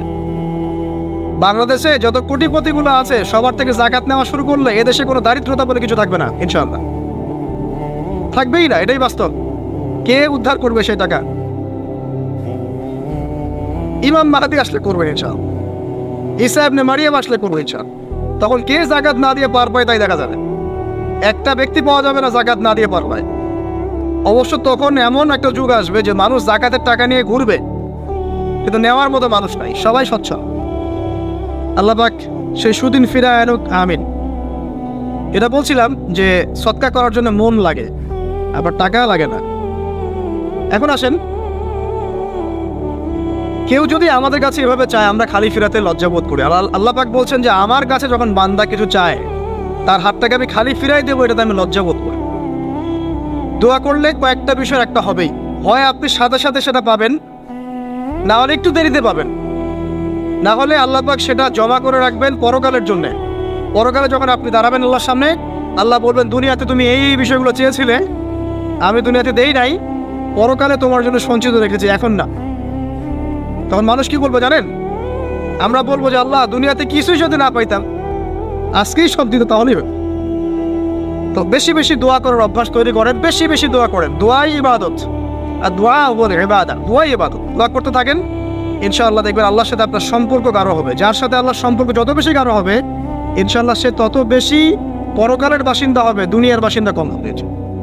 আল্লাহ পাকে নূর এবং মারিফত অর্জন করতে পারবে ইনশাআল্লাহ তাআলা। এবারে আমরা কি করব? এবার মিনিমাম 2 রাকাত নামাজ পড়ার চেষ্টা করেন। রাতের সালাত 2 রাকাত করে আপনি 2, 4, 6, 8, 10, 12, 20 পড়তেই থাকতে পারেন, কোনো সমস্যা নেই। কিন্তু মিনিমাম 2 রাকাত নামাজ তাহাজ্জুদ আপনি পড়ার চেষ্টা করেন। পড়া যাবে না? আর নামাজটাকে তাড়াহুড়া করবেন না, কাইন্ডলি আল্লাহর ওয়াস্তে তাড়াহুড়া করুন। রিল্যাক্সে কেরাত করেন, রুকুতে সময় দেন, সেজদায় সময় দেন, 2 সেজদার মাঝখানে সময় দেন, শেষ বৈঠকে দোয়াগুলো করেন, তারপর ধীরে স্থিরভাবে সালাম ফিরান, হাত তুলে দোয়া করেন, সময় দেন। কারণ আমি কি বলছি, সূরা জারিয়াতে 56 নম্বর আয়াতে আল্লাহ পাক বলেছেন দুনিয়াতে পাঠিয়েছি শুধু আল্লাহর ইবাদত করার জন্য। তো যে কারণে এসেছি, এটাতে এত তাড়া কিসের? অনেক মসজিদে নামাজ পড়লে মনে হয় ইমাম সাহেবকে বলি যে আপনার কি পেশাব পায়খানার চাপ নিয়ে নামাজ পড়ান? এমন অনেক মসজিদে নামাজ পড়েছি, মনে হয় ইমাম সাহেবকে ডেকে একটু কানে কানে বলি যে ভাই আপনার কি পেশাব পায়খানার চাপ আছে? আর 4 রাকাত নামাজ 3 মিনিটে শেষ, 4 রাকাত নামাজ 4 মিনিটে শেষ, এত তাড়াহুড়ার কি আছে? হ্যাঁ, জামাতে নামাজ সংক্ষিপ্ত করতো, তাই বলে কি এত সংক্ষিপ্ত নাকি রুকু করার টাইম পাওয়া যায় না, সেজদা করার টাইম পাওয়া যায় না? নামাজে ধীর স্থিরতা এবং খুশুটা খুব ইম্পর্টেন্ট। নামাজে কোথায় হাত বাঁধলেন এটা নিয়ে তর্ক না করে, নামাজের একাগ্রতা, মনোযোগ কতটুকু আসছে এটা নিয়ে তর্ক করেন। ভিতরের রুহটাই আসল, আধ্যাত্মিকতাটাই আসল। হ্যাঁ, একজন ভাই হাত বেঁধেছে মনে করেন এখানে, কেউ বেঁধেছে এখানে, এটা নিয়ে ঝগড়া করেন। দেখেন নামাজে কতটুকু ফোকাস, মনোযোগ কতটুকু থাকছে, কতটুকু নামাজে আপনি দোয়া করতে শিখছেন, সেজদায় আল্লাহকে পাইতে শিখছেন। নামাজ পড়ে কি ফিল হচ্ছে যে আমি আল্লাহর সাথে কথা বলছি, আল্লাহ আমার কথা শুনছেন? আমরা তো মেকানিক্যাল নামাজ অভ্যস্ত এখন, মানে দুনিয়ার কাজের চাপ এত বেশি, জাস্ট মসজিদে যাবো, ঢুকবো, বেরো, চলে আসবো, হাজিরা দিতে আসছি মনে হয়, সিগনেচার করবো, চলে যাব। আপনার এমন এত তারা কিসের ভাই?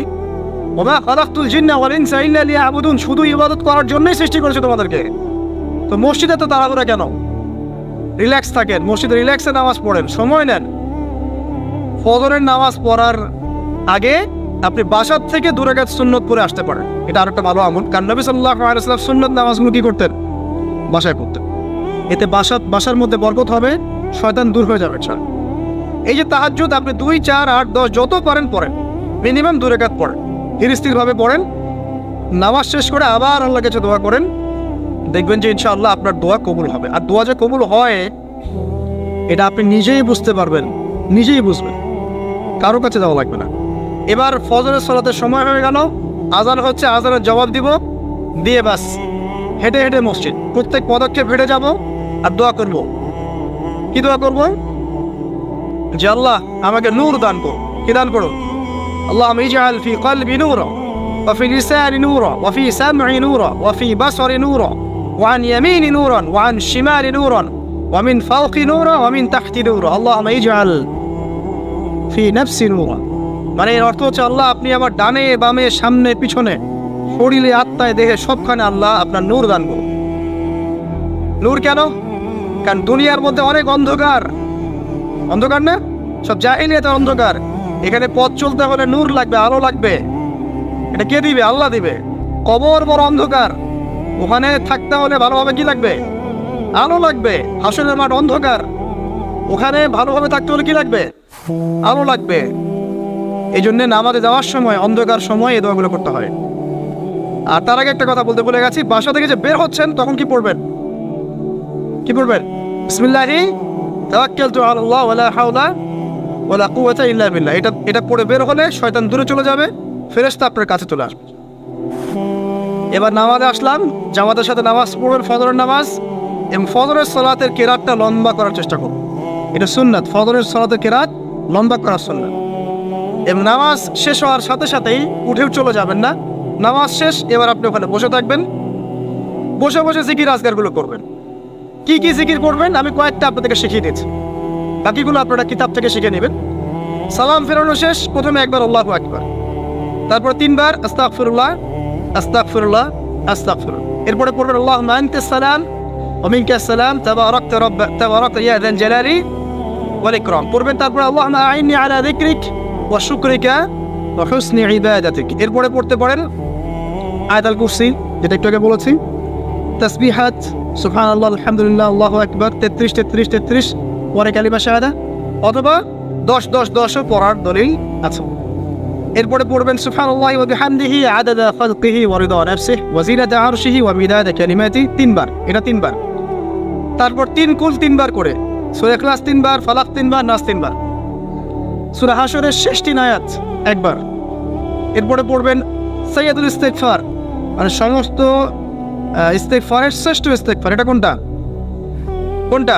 আল্লাহুম্মা আনতা রাব্বি লা ইলাহা ইল্লা আনতা খালাকতানি আনা আবদুক ওয়া আনা আলা আহদিক ওয়া ওয়াদিক মাস্তাতা'তু আউযু বিকা মিন শাররি মা সানা'তু আবুউ লাকা বিনি'মাতিকা আলাইয়া ওয়া আবুউ বিযামবি ফাগফিরলি ফাইন্নাহু লা ইয়াগফিরু যুনুবা ইল্লা আনতা। এটা যে পড়বে সকালে পড়ে যদি রাতের মধ্যে মারা যায় জান্নাত ইনশাআল্লাহ, আবার সন্ধ্যায় পড়ে যদি সকালের আগে মারা যায় জান্নাত ইনশাআল্লাহ। এত বড় অস্ত্র, এত বড় একটা সুযোগ।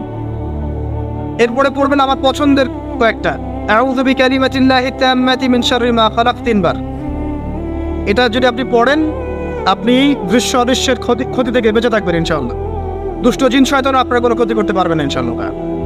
আর একটা খুবই শক্তিশালী দোয়া আছে, সেটা হলো বিসমিল্লাহিল্লাযী লা ইয়াদুররু মা ইসমিহি শাইউন ফিল আরদ ওয়ালা ফিস সামা ওয়া হুয়াস সামিউল আলিম 3 বার করে। এইটা যে পড়বে, এই যে জিন বলেন, ভূত বলেন, যে পেতনি বলেন, যেগুলো আমরা ভয় পাই, ঠিক আছে, চোখ লাগা বলেন, বদনজর বলেন, যা যা আছে, হিংসুকের হিংসা, কোনো কিছুই আপনার কোনো ক্ষতি করবে না। এবং ইনশাআল্লাহ আপনি হঠাৎ মৃত্যুবরণ থেকে বেঁচে থাকবেন ইনশাআল্লাহ। হঠাৎ মৃত্যুবরণ, এটা কিন্তু সবার জন্য নিয়ামত না, এটা সবার জন্য নিয়ামত না। তারপরে আসেন, এরপর পড়বেন 10 বার লা ইলাহা ইল্লাল্লাহ ওয়াহদাহু লা শারীকা লাহু লাহুল মুলক ওয়া লাহুল হামদ ওয়া হুয়া আলা কুল্লি শাইইন কাদির। এটা 10 বার পড়লেও হবে। আর যদি 100 বার পড়তে পারেন তাহলে আপনার চেয়ে বেশি নেকি কেউই অর্জন করতে পারবে না। যদি 100 বার এই দোয়াটা কেউ পড়ে সারা দিনে, লা ইলাহা ইল্লাল্লাহ ওয়াহদাহু লা শারীকা লাহু লাহুল মুলক ওয়া লাহুল হামদ ওয়া হুয়া আলা কুল্লি শাইইন কাদির, ওই দিন শয়তান তার কাছে আসবে না। 100 গুনাহ আমলনামা থেকে কেটে দেওয়া হবে, 100 নেকি লিখে দেওয়া হবে, এবং আল্লাহর কাছে দিন শেষে একটা তালিকা পেশ করা হয়, আজকের দিনে কে কি আমল করেছে, এই তালিকায় তার নাম দেখবেন সবার আগে আছে। ওই ব্যক্তির নামও থাকতে পারে যে 100 বারের চেয়ে বেশি পড়েছে, তখন তার নাম আগে চলে যাবে, এর নামটা পরে চলে আসবে। কথা বুঝতে পারছেন? মিনিমাম 100 বার পড়তে পারলে খুব ভালো হয়। যদি না পড়েন কমপক্ষে কয়বার? 10 বার। আসেন, এরপরে পড়বেন 10 বার দরুদ শরীফ, আল্লাহুম্মা সাল্লি আলা মুহাম্মাদ ওয়া আলা আলি মুহাম্মাদ, যেটা আছে দরুদ ইব্রাহিম, এটা পড়তে পারেন, অথবা ছোট করে পড়তে পারেন আল্লাহুম্মা সাল্লি ওয়া সাল্লিম আলা নবিয়িনা মুহাম্মদ, এটা পড়লেও হবে, অথবা আল্লাহুম্মা সাল্লি আলা মুহাম্মাদ ওয়া সাল্লিম, এতটুকু পড়লেও ইনশাআল্লাহ আকাদায় হয়ে যাবে। 10 বার যে ব্যক্তি দরুদ পড়ে সকালে সন্ধ্যায়, নবী সাল্লাল্লাহু আলাইহি ওয়াসাল্লাম তার জন্য পরকালে সুপারিশ করবেন ইনশাআল্লাহ। যদি আমরা নবীজির সুপারিশ পেতে চাই, দরুদের কোনো বিকল্প নাই। বেশি বেশি দরুদ পড়তে থাকেন, তার সুন্নাহ অনুসরণ করেন, বেশি বেশি দরুদ পড়তে থাকেন, মিনিমাম সকালে 10 বার, সন্ধ্যায় 10 বার, ইনশাআল্লাহ আল্লাহ নবী সুপারিশ করবেন ইনশাআল্লাহ তাআলা। আরেকটা আছে রাদিতু বিল্লাহি রাব্বান ওয়া বিল ইসলামি দীনান ওয়া বি মুহাম্মাদিন সাল্লাল্লাহু আলাইহি ওয়াসাল্লাম নবিয়্যা। এর একটা বড় ফজিলত আছে। কি ফজিলত? যে ব্যক্তি এই দোয়াটা সকাল সন্ধ্যা 3 বার করে পড়ে, কিয়ামতের মাঠে আল্লাহ পাকের উপর হক হয়ে যাবে, ওয়াজিব হয়ে যাবে, আল্লাহ ওই ব্যক্তিকে সন্তুষ্ট করে দেবেন ইনশাআল্লাহ। সন্তুষ্ট করে দিবেন মানে কি? ইনশাআল্লাহ সে জান্নাতে যাবে। আরেকটা আছে, এটা বলে শেষ করি, হাসবি আল্লাহু লা ইলাহা ইল্লা হু আলাইহি তাওয়াক্কালতু ওয়া হুয়া রাব্বুল আরশিল আযীম। এটা পড়তে হবে 7 বার। কয়বার? 7 বার। তাহলে কি হবে? আপনার দুনিয়া আখিরাতের যে চাওয়া পাওয়াগুলো আছে এর জন্য আল্লাহ পাকই আপনার জন্য যথেষ্ট হয়ে যাবে, কাউকে লাগবে না। এইগুলা ফরজ নামাজ মানে ফজরের নামাজ জামাতে পড়ার পরে বসে বসে এইগুলো করতে থাকবেন। যদি দোয়া আগে করা হয়, নামাজে মোনাজাত যেটা হচ্ছে আমাদের সমাজে, এটা যদি আগে করে ফেলা হয় তাহলে দোয়ার পরে বসে থাকবেন, বসে বসে এগুলো পড়তে থাকবেন। যদি পারেন ইশরাকের নামাজটা পড়ে মসজিদ থেকে বের হতে পারেন। ইশরাকের নামাজ মানে ফজরের সূর্য উঠে যাওয়ার পরে 2 রাকাত নফল পড়ে যে ব্যক্তি যাবে বাসায়, মানে প্রথমে ফজরের নামাজ জামাতে পড়েছে, জিকির আজকার করেছে, ইশরাকের সময় হয়েছে, নামাজ পড়ে বের হলো, এই ব্যক্তির আমলনামায় একটা কবুল হজের নেকি দেওয়া হবে, একটা কবুল উমরার নেকি দেওয়া হবে। এগুলো খুবই সহজে আমল করা যায়। এরপরে আপনি বাসায় ফিরে গিয়ে বা মসজিদেই কোরআন তেলাওয়াত করবেন। আমরা কোরআন তেলাওয়াত করব। কোরআন তেলাওয়াত করবেন 1 পারা, 1 পারা পারেন না অর্ধেক পারা, অর্ধেক পারা পারেন না 5 পৃষ্ঠা, 5 পৃষ্ঠা পারেন না কমপক্ষে 1 পৃষ্ঠা পারবেন না, 1 পৃষ্ঠা করে হলেও প্রতিদিন কোরআন তেলাওয়াত করতে হবে। পারবেন না ইনশাআল্লাহ? প্রত্যেক হরফে 10 নেকি পাবেন। কোরআন আপনার পক্ষে সুপারিশ করবে ইনশাআল্লাহ, এবং এই কোরআন আপনাকে ছায়া দিবে, সূরা বাকারা আলে ইমরানের মতো ছায়া দিবে কিয়ামতের মাঠে। এবং এটা নবী সাল্লাল্লাহু আলাইহি ওয়াসাল্লাম যেটা বলেছেন, কোরআন হুজ্জাতুল লাকা ওয়া আলাইক, এটা তোমার পক্ষে সাক্ষী দিবে অথবা বিপক্ষে সাক্ষী দিবে। তো কোরআন তেলাওয়াত করবেন। এরপরে আমরা কি করি? আমরা হয়তো যে যার মতো চলে যাই, কেউ স্কুলে চলে যান, নাস্তা করেন। আচ্ছা, নাস্তার আগে একটা কথা বলি। সকালে নাস্তা করবেন এমনভাবে যে, এখনকার ডক্টররাও বলেন এই কথাটা, সকালবেলা একটু বেশি খেতে হয়, সকালবেলা একটু বেশি হেভি ফুড নিতে হয়, দুপুরে তার চেয়ে একটু কম, রাতে আরও কম। আর আমাদেরটা উল্টা, কিন্তু সকালে অল্প একটু, দুপুরে একদম বিশাল, রাতের বেলা আরও বিশাল, নাকি? তো নিয়মটা হচ্ছে এই যে সকালে খেতে হয় বেশি, সারাদিন আপনাকে কাজ করতে হবে, সকালে আপনাকে বেশি হাইজেনিক ভালো ফুড খেতে হবে, দুপুরে তার চেয়ে একটু কম, আর রাতে তার চাইতে কম। এভাবে খেতে পারলে প্রফিটিক খাওয়া হবে ইনশাল্লাহ। আর খাবার আমাদের সুন্নাহ মতো খাওয়ার দরকার নেই, নবী সাল্লাল্লাহু আলাইহি ওয়াসাল্লামের সুন্নাহ মতো খায়েন। আমাদের সুন্নাহটা কেমন? আমরা 7 পেট খাই। কয় পেট? 7 পেট। যদি পেটের মধ্যে কিছু জায়গা ফাঁকা থাকে সেটাও কিছু মিষ্টি দিয়ে ঢুকায় 7 পেটে ভর্তি করতে হবে। এটা চ্যালেঞ্জ, পেটটা ভর্তি করতে হবে। আর নবী সাল্লাল্লাহু আলাইহি ওয়াসাল্লাম খেতেন এভাবে যে পেটটাকে 3 ভাগ করতেন, 1 ভাগ খাবার খেতেন, 1 ভাগ তিনি পানীয় পান করতেন, আর 1 ভাগটা ফাঁকা রাখতেন। আপনি এভাবে খাওয়া শুরু করেন, দেখবেন আপনি ফিজিক্যালি ফিট ফিল করছেন এবং আপনি ক্লান্ত হচ্ছেন কম, অলসতা কম আসছে কাজে, আপনি এনথুজিয়াজম পাবেন ইনশাআল্লাহ তাআলা। তো খাবারের ব্যাপারটা সতর্ক থাকে। আর এই যুগে খাবারের মধ্যে প্রচুর ভেজাল আছে, চেষ্টা করতে হবে ম্যানুফ্যাকচার্ড খাবারগুলো বাদ দিয়ে হোমমেড যে ফুডগুলো আছে, হোমমেড ফুড মানে বাসায় যেগুলো আমরা তৈরি করি, ফ্রেশ হাইজেনিক ফুডগুলো খাওয়ার চেষ্টা করতে হবে। স্পেশালি বাচ্চাদের ব্যাপারে সতর্ক থাকতে হবে। বাচ্চা থেকে তরুণদেরকে এমন কোনো খাবার খাওয়া যাবে না যে খাবারটা খেলে আপনি অসুস্থ হয়ে যান, আপনার স্ট্যামিনা কমে যায়, আপনি ফিজিক্যালি দুর্বল হয়ে পড়েন। এটা খুব খেয়াল রাখবেন। খাবার এই যে আপনারা যে গ্রাম অঞ্চলে থাকেন, আপনারা সৌভাগ্যবান একদিক থেকে যে আপনারা ফ্রেশ খাবার উৎপন্ন করে খেতে পারেন। শেষ জামানায় খাবারের মধ্যে খুব ভেজাল আসবে, এটা বিভিন্ন হাদিস দিয়ে মেলানো যায়, আমি ওদিকে যাচ্ছি না। কিন্তু কনক্লুশন বললাম, শেষ জামানায় খাবারে প্রচুর ভেজাল আসবে। ওই ভেজালগুলো থেকে দূরে থাকতে হলে আমাদেরকে হাইজেনিক ফুডের দিকে ফোকাস করতে হবে এবং প্রোডাক্ট খাবার উৎপন্ন করে খেতে পারলে খুব বেশি ভালো হয়, না পারলে রুট লেভেল থেকে খাবার নিয়ে আসতে হবে। আর অ্যাটলিস্ট ম্যানুফ্যাকচার যে খাবারগুলো বাজারে ঘোরাফেরা করে এগুলো অ্যাভয়েড করতে হবে। আল্লাহ পাক বোঝার তৌফিক দান করুন। আমি আর লম্বা করছি না, শেষ করে দিচ্ছি ইনশাআল্লাহ। লেখাপড়া এবং ওয়ার্কের বিষয়গুলো বলছিলাম যে আমরা যারা লেখাপড়া করব, প্রফিটিক লাইফস্টাইল করতে হলে এবং প্রোডাক্টিভ মুসলিম হতে হলে লেখাপড়াটা করতে হবে আল্লাহ সন্তুষ্টির জন্যে। চাকরি বাকরি ব্যবসা বাণিজ্য যাই করে, কৃষিকাজ, সব কিছুর উদ্দেশ্য হবে কি? আল্লাহ সন্তুষ্টি অর্জন করে এবং ওই ক্ষেত্রে সৎ থাকা, কাউকে না ঠকানো, মাপে কম না দেওয়া, দুর্নীতি না করা, ঘুষ না নেওয়া। তাহলে আপনার জীবনের প্রত্যেকটা কাজই কি হবে? ইবাদত হিসেবে গণ্য হবে ইনশাআল্লাহ তাআলা। শেষ করার আগে আমরা জোহরের ওয়াক্তে চলে আসছি। আপনি আপনার জব সেকশনে কাজ করছেন, নামাজের ওয়াক্ত হলো, নামাজ পড়ে নেবেন। আচ্ছা, নামাজের আগে আপনি 4 রাকাত সুন্নত পড়বেন, শেষে 2 রাকাত। চেষ্টা করবেন দিনে 12 রাকাত সুন্নত পড়ার জন্য। ফজরের আগে 2, জোহরের আগে 4, পরে 2, 6 আর 2 8, মাগরিবের পরে 2, এশার পরে 2। এই যে মোট 12 রাকাত সুন্নাত যে ব্যক্তি নিয়মিত পড়বে, জান্নাতে আল্লাহ পাক তার জন্য একটা ঘর নির্মাণ করবেন ইনশাআল্লাহ তাআলা। প্রতিদিন একটা ঘর, প্রতিদিন একটা করে ঘর আপনি পেতে পারেন মাত্র 12 রাকাত নফল বা সুন্নাত আদায় করার মধ্য দিয়ে। জোহরের ওয়াক্ত চলে আসলো, আমরা যেখানে থাকি, স্কুলে বা কলেজে, ইউনিভার্সিটিতে বা চাকরির ক্ষেত্রে, নামাজটা পড়ে নেব ইনশাআল্লাহ। এরপর আবার কাজে যান, কাজ করেন, লাঞ্চ করেন, খাওয়া দাওয়া করেন। আবার খাওয়ার সুন্নাত বলে যান না, 7 পেট না, 1 পেট খাওয়ার, 1 পেট পানি, 1 পেট ফাঁকা, এবং হাইজেনিক ফুড, ম্যানুফ্যাকচার্ড না। তারপরে যান, রেস্ট করেন, গাইলুল আছে তাকে বলে, 1 থেকে 1.5 ঘন্টা রেস্ট করেন, ঘুমান। তারপরে আপনি বিকেল সময়টা আবার আসরের নামাজ পড়েন, আপনার কর্মক্ষেত্রে কাজগুলো সারেন। সন্ধ্যায় আপনি আবার বাসায় ফিরে আসবেন। এই সন্ধ্যায় বাসায় ফিরে আসবেন, ফিরে আসার পরে মাগরিবের সালাত পড়লেন জামাতে। পড়ার পরে বিকেল টাইমটা, মাগরিবের আগে বিকেল টাইমটা আপনি ঘুরতে যান, পরিবারকে সময় দেন, বাচ্চাদেরকে সময় দেন, একটু দিনী ভাইদের সাথে বসেন। ওই সময় যদি কোনো হালাকা অ্যারেঞ্জ করা যায়, মসজিদ ভিত্তিক তালিমে বসেন, 2টা হাদিস পড়েন, কোরআন একটু দার্স নেন, বা অনলাইনে কোনো লেকচার শুনেন বা বই পড়েন, কিছু একটা করেন। আর পরিবারকে সময় দেন। পরিবারকে সময় দেওয়ার পর মাগরিবের ওয়াক্ত হয়ে যাওয়ার পরে, মাগরিবের নামাজ শেষ, ফজরের পর আপনি যে আমলগুলো করেছেন মাগরিবের পর, সেই আমলগুলো আবার করতে হবে, সেম কাজ। এভাবে করতে করতে দেখবেন 1 ঘন্টা চলে গেল। বাসায় গিয়ে আপনি পরিবারকে সময় দেন, আপনার অফিসের কাজ, হোমওয়ার্ক, স্কুলের কাজ, ইউনিভার্সিটির কাজ, এগুলো শেষ করেন।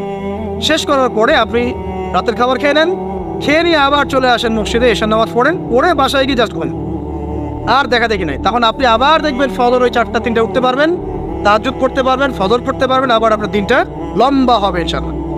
এভাবে 1 দিন 2 দিন না, সপ্তাহে 7 দিন, মাসে 30 দিন, বছরে 365 দিন যখন এই প্রজন্ম কাটাতে পারবে, আমরা কাটাতে পারবো, তখন আমাদের মুখে মানাবে দিন ইসলাম প্রতিষ্ঠার কথা।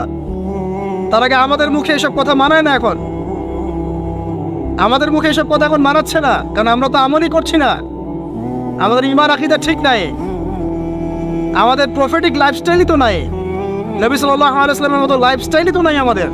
তাহলে আমাদের দ্বারা কেমন করে দিনের পতাকা আল্লাহর জমিনে প্রতিষ্ঠিত হবে বলেন তো দেখি। এভাবে যখন একটা উম্মাহ গড়ে উঠবে, খুবই ডিফিকাল্ট, এটা কিন্তু অনেক বড় চ্যালেঞ্জ। এটাই সবচেয়ে বিগ টাস্ক, যে এই আমরা যারা আছি, আমাদের ইয়াং তরুণ প্রজন্ম, আমাদের মা বোন, বাচ্চা কাচ্চা এবং আমাদের বৃদ্ধ, সবাই মিলে যখন এইভাবে মুভ করবে, তখন দেখবেন একটা জাতি সকাল থেকেই সজাগ, সকাল থেকেই জাতি সজাগ। যেমন একটা চমৎকার একটা আইন করা হয়েছে না, রাত 8টায় সব বন্ধ, খুবই ভালো কথা। কেউ অ্যাপ্রিসিয়েট করুক না করুক, আমি শুরুতেই বলেছি আলহামদুলিল্লাহ, খুব ভালো। অ্যাটলিস্ট এখন 10টায় ঘুমাতে পারবো, তারপরেও দেখবেন 3টার আগে ঘুমাচ্ছে না। কিন্তু আপনি মদিনায় গিয়ে দেখবেন ফজরের পর থেকেই সব কিছু লাইভ, স্কুল, কলেজ, দোকানপাট, অফিস সব ওপেন। কারণ আমাদের উম্মত, এই উম্মতের জন্য ফজরের পরের সময়টাতেই বরকত রাখা হয়েছে। যে সময়টা আমরা পাই না, আমাদের সকাল হয় 11টায়, আমাদের সকাল হয় 10টায়, কর্মক্ষেত্র শুরু হয় 10টায়। এই জন্য সকাল ওই যে 5টা থেকে 10টায় এই বরকতটা আমরা পাই না। এভাবে যদি আমরা নিয়মিত 24 ঘন্টা কাটাতে পারি, ওই যে আয়াতটা বলেছি, ওয়ামা খালাকতুল জিন্না ওয়াল ইনসা ইল্লা লিয়াবুদুন, আমি জিন এবং মানুষকে শুধুমাত্র আমার ইবাদত করার জন্যই সৃষ্টি করেছি। এই আয়াতটার হক আদায় হবে ইনশাআল্লাহ, ব্যক্তি জীবন সুন্দর হবে ইনশাআল্লাহ, আমাদের পরিবারগুলো সুন্দর হবে ইনশাআল্লাহ, আমাদের যুব সমাজ একটা গতি পাবে, হ্যাঁ, এবং তারা প্র্যাকটিক্যাল বাস্তব বিষয়গুলোকে নিয়ে ব্যস্ত থাকবে, অবাস্তব অনেক জিনিসগুলো পিছনে ছুটবে না। আমাদের সমাজটা সুন্দর হবে ইনশাআল্লাহ। আস্তে আস্তে দেখবেন উম্মার একটা বড় অংশ ইনশাআল্লাহ আযজা ওয়া জাল আগামী দিনগুলোতে দিনকে এগিয়ে নেওয়ার জন্য এবং দিনকে আল্লাহর জমিনে প্রতিষ্ঠার জন্য শক্তি, মেধা, মনন, তাদের এনথুজিয়াজম সব কিছু আল্লাহর সন্তুষ্টির জন্য ঢেলে দেওয়ার প্রয়াস পাবে ইনশাআল্লাহ।